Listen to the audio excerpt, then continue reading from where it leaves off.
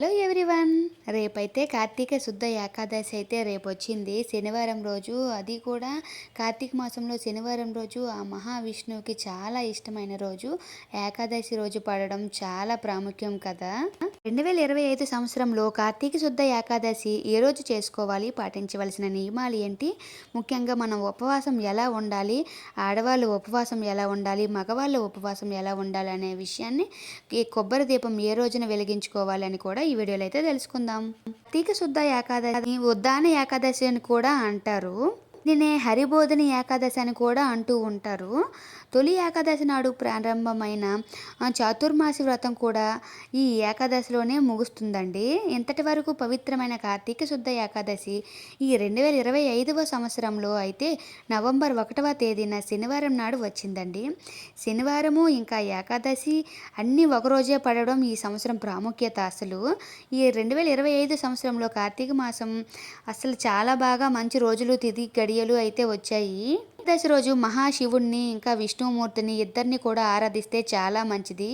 ఏకాదశి రోజు శివాలయంలో అయినా, శ్రీ మహావిష్ణు ఆలయంలో లేదంటే వేణుగోపాల స్వామి ఆలయంలో అయినా 365 ఒత్తులు వెలిగించితే చాలా మంచిది. ఇంకా కొబ్బరి దీపాలు కూడా వెలిగించుకోవడం కూడా చాలా మంచిది. ఈ కార్తీక మాసంలో వీలు లేని వాళ్ళు పౌర్ణమి రోజు, ఏకాదశి రోజు తిథి గడియల్లో అయితే దీపాలు పెట్టుకొని పూజకి దర్శనం చేసుకుంటే చాలా మంచి కలుగుతుందండి. అంతా అయిపోయిన తర్వాత సాయంత్రం జాగారం, ఆ రోజు జాగారం ఉండి రేపు పొద్దున్న ఉపవాసం చెల్లించడం కూడా చాలా మంచిది. అది కూడా వీలైన వాళ్ళే, వీలు లేని వాళ్ళైతే టిఫిన్ చేసేసుకోవచ్చు. రోజు చేయకపోయినా కార్తీక శుద్ధ ఏకాదశి రోజు ఉదయమే లేచి చక్కగా పనులన్నీ ముగించుకొని ఉదయం పూజ అయితే ఇంట్లో చేసుకోవాలి. వీలైన వాళ్ళు దర్శనం అయితే చేసుకోండి. చాలా సింపుల్గా మనకు ఉన్న వాటిలో అయితే పూజ అయితే చక్కగా చేసుకోండి. సాయంత్రం ఉదయమే నదీ స్నానాలు చేసుకొని వీలైన వాళ్ళు నదీ స్నానాలు చేసుకుంటే చాలా మంచిది. వీలు కాని వాళ్ళకి తప్పదు, ఇంట్లోనే స్నానం చేసుకొని దీపాలు పెట్టుకోవాలి. సో నదీ స్నానంకి వెళ్ళిన వాళ్ళు అరటి డప్పలు ఉంటాయి కదా, అరటి డప్పలతో దీపాలు వెలిగించి ఇంకా అక్కడ మీరు ఎన్ని ఒత్తులు పెట్టాలనుకుంటే ఆ ఒత్తులతో అయితే నెయ్యి ఒత్తులతో దీపాలు వెలిగించుకోవాలి. నదీ స్నానంకి వీలు కాని వాళ్ళు ఇంట్లోనే ఏదైనా బకెట్లోనైనా టబ్బులోనైనా వాటర్ వేసేసుకొని ఆ అరటి టప్పలతో అయితే దీపాలు వెలిగించుకుంటే ఆ గంగా నదికి వదిలిస్తే చాలా మంచిది. ఇంకా మనం కార్తీక మాసంలో ఒక్కసారి శివయ్యకి కనెక్ట్ అయ్యామంటే అస్సలు వదులుకోలేము. ఆ శివుణ్ణి ఆరాధించడం చాలా మంచిది. మనం కూడా ఎడిక్ట్ అయిపోతాం. అసలు నా విషయాలను ఫాలో అయితే మనకి ఎవరు చెప్పినా చెప్పకపోయినా మనమే ఆటోమేటిక్గా పూజ అయితే చేసుకుంటాము. నిజంగా చెప్తున్నాను. మన పురాణాలు, మన ఇతిహాసాలు, పెద్దలు, పండితులు ప్రతిదీ కూడా మనం ఫాలో అవ్వడం వల్ల మన శరీరంలో ఉన్న మార్పులు అయితే మనకి వస్తాయి. మన వాతావరణంలో కూడా ఎన్నో మార్పులు వస్తాయి. కాబట్టి అది మనందరికీ మంచి జరుగుతుందని మనం తెలుసుకోవచ్చు. వీలైన వాళ్ళు వీలైనట్లుగా పూజ చేసుకోండి. వీలు కాని వాళ్ళకంటే తప్పదు. కార్తీక శుద్ధ ఏకాదశి పూజ చేసుకునే వాళ్ళు మాత్రం కార్తీక ఏకాదశి అంటే క్షీరాబ్ది ద్వాదశి అంటారు. ఏకాదశి తర్వాత రోజు క్షీరాబ్ది ద్వాదశి వస్తుంది కదా, అది తర్వాత రోజు అయితే నేను వీడియో పోస్ట్ చేస్తాను క్షీరాబ్ది ద్వాదశి గురించి. ఆ తులసమ్మకి శ్రీ మహావిష్ణువుకి ఎలా వివాహం చేస్తామో, ఎలా పూజ చేసుకుంటామని ఆ తర్వాత వీడియోలో అయితే తెలుసుకుందాము. ఇప్పుడు ఏకాదశి రోజు మంచిగా శివయ్యని, విష్ణుమూర్తిని ఆరాధించండి. విష్ణు ఆలయంలో అయితే పూజ అయితే చేసుకోండి. ధ్వజస్తంభం దగ్గర అయితే మనం 365 ఒత్తులు వెలిగిస్తాము.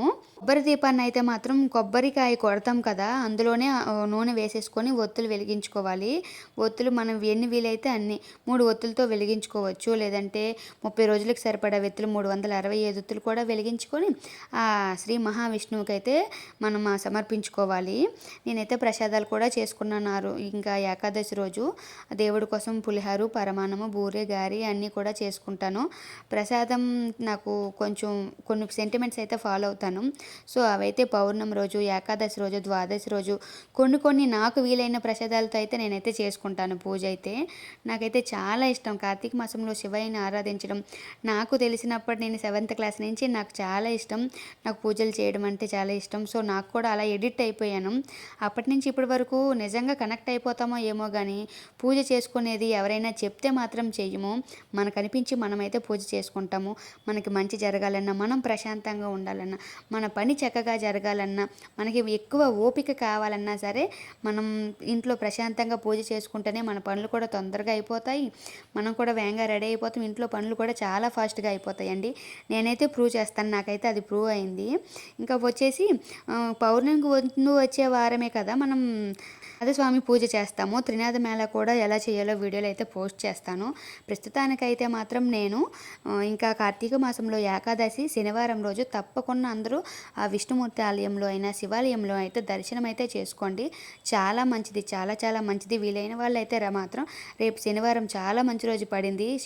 విష్ణుమూర్తికి ఇష్టమైన రోజు ఆ వెంకటరమణ మూర్తికి. సో తప్పకుండా వెళ్ళండి. Thank you for watching. If you like this video please do subscribe. Thank you very much.